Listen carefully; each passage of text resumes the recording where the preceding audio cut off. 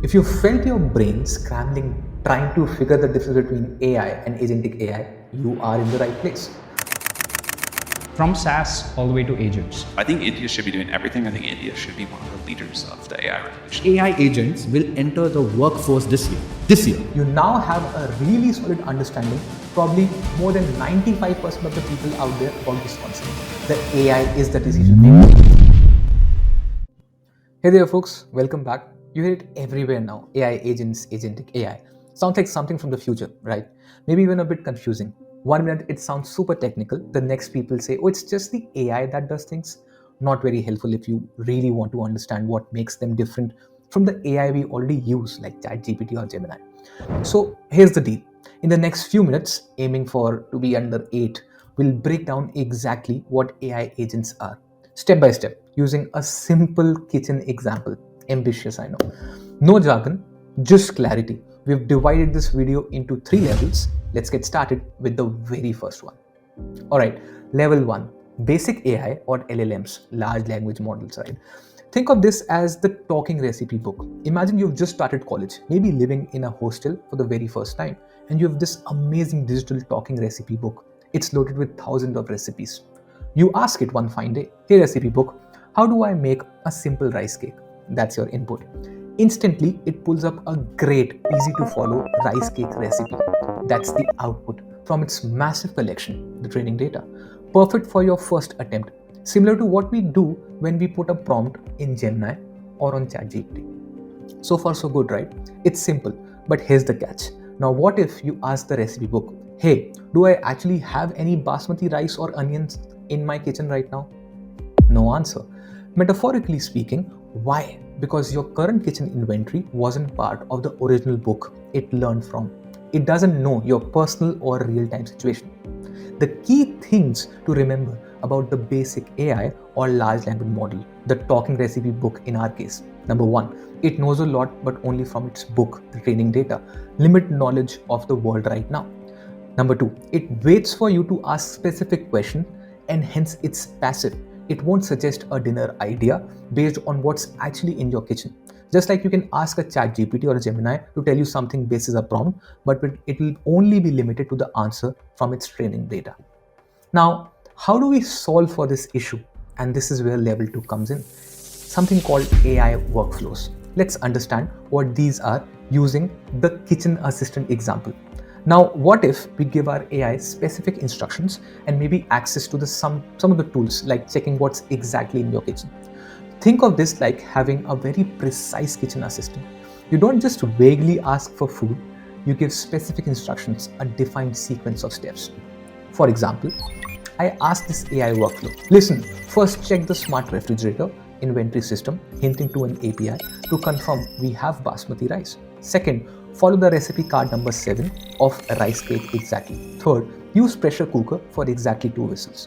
See a specific list of steps. This is an AI workflow. You, the human, defined a fixed path. The AI then follows it step by step.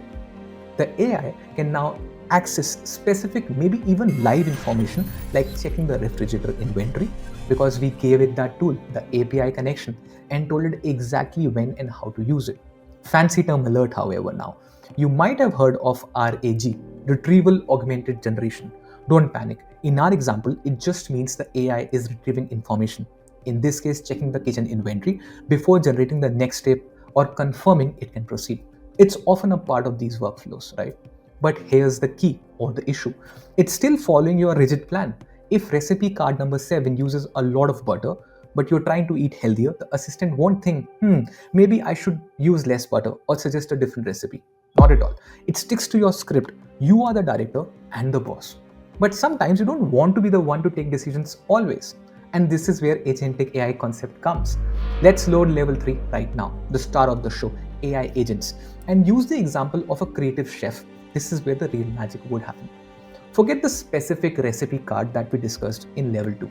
Imagine combining the skills and creativity of a top chef with the intuition and care of a loving mother who knows your tastes. You just gave the goal, please make me healthy, tasty, and a quick lunch using whatever vegetables are currently in my fridge. That's it, just the goal. Now, instead of following your steps, this AI agent becomes the decision maker in this case.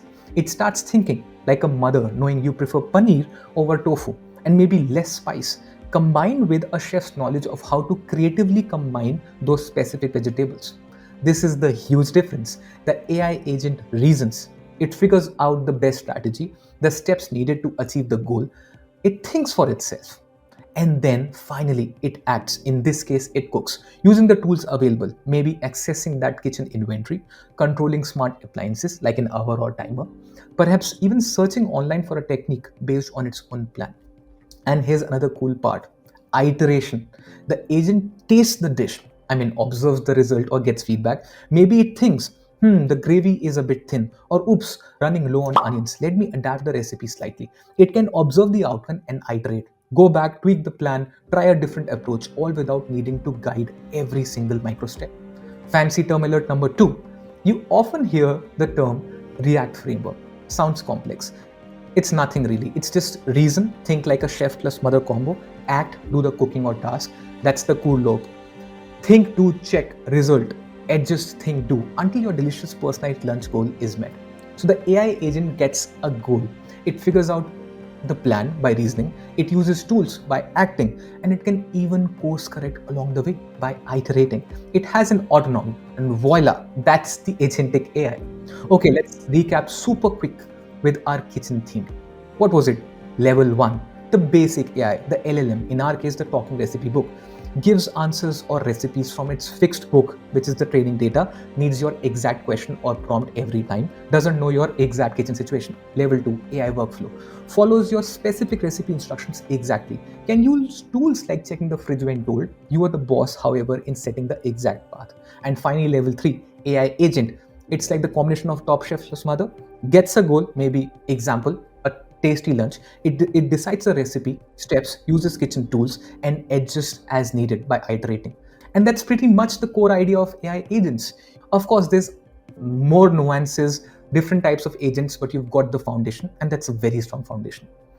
Hope this made things clearer and less confusing using our fabulous kitchen adventure. If it did, you know the drill.